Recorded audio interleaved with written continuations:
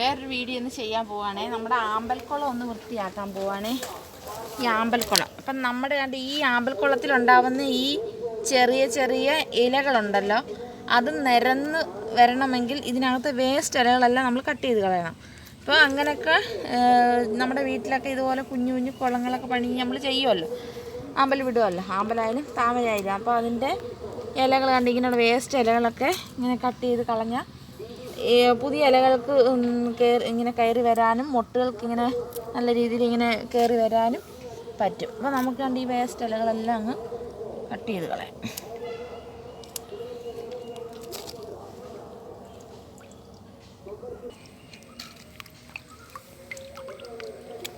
നമുക്ക് ഈ എന്നാലേ നമുക്ക് മൊട്ടുകൾക്കും കയറി വരാൻ പറ്റത്തില്ല. ഇല്ലെങ്കിൽ ഈ ഇല കിടക്കുന്നതുകൊണ്ട് മൊട്ടുകളൊക്കെ വന്നിട്ട് അങ്ങ് വീണ് പോകും, നിലത്ത് വീണ ഇങ്ങനെ അങ്ങ് വീണ് പോകും. വീണ് പോയാൽ പിന്നെ നമുക്ക് പൂ വിരിയാൻ പാടായിരിക്കും അവർക്ക്.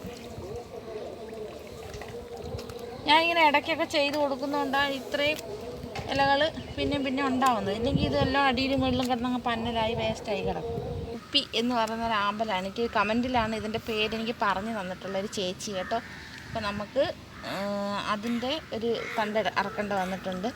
അപ്പം അതെ, ഇപ്പം നല്ല രീതിയിൽ കിടക്കുന്നുണ്ട്. അപ്പം നമ്മൾ നേരത്തെ ഒരു ആമ്പൽ കുളം പണിഞ്ഞിട്ടുണ്ടായിരുന്നു. ഇത്രയും വേസ്റ്റ് നമുക്ക് അതിൽ നിന്ന് കിട്ടിയാണ്ട്, ഇത്രയും വേസ്റ്റ് ഇലകളൊക്കെ അതിനകത്തുനിന്ന് കിട്ടിയിട്ടുണ്ട്. ഇതൊക്കെ എടുത്ത് നമ്മുടെ കുഞ്ഞിലകൾക്ക് വരാനായിട്ട് നിരന്ന് വരാനൊരു ഇത് കിട്ടും. ഒരു ആമ്പൽക്കുളം ഒരു കവറിൽ പണിഞ്ഞില്ലേ, അത് ഞാൻ കാണിച്ചു.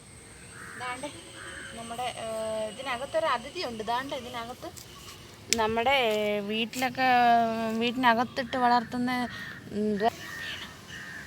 അപ്പം ദാണ്ടെ നമ്മുടെ അന്ന് ആമ്പലിൻ്റെ ഇല കൊണ്ട് നമ്മൾ ആമ്പലിൻ്റെ തൈ കൊണ്ടിട്ടില്ലായിരുന്നോ, അതിനകത്തുനിന്ന് തൈ. അതാണ് ഇത് കണ്ടോ, നിരന്ന് നല്ല രീതി. അന്ന് ഞാൻ പണിഞ്ഞൊരു കുളമുണ്ട്, അതിനകത്തൊരു അതുകൊണ്ടൊരാൾ കിടക്കുന്നു, ഫൈറ്റർ മീൻ എന്ത് കിടപ്പുണ്ട്. ഞാൻ വീട്ടിൽ പെരയ്ക്കകത്ത് നമ്മളൊരു ബൗളിലിട്ട് വളർത്തുന്നത് ഞാൻ ഇതിനകത്ത് കൊണ്ടിട്ടിട്ടുണ്ട്. ദാണ്ടെ അതിനകത്ത് കിടപ്പുണ്ട്.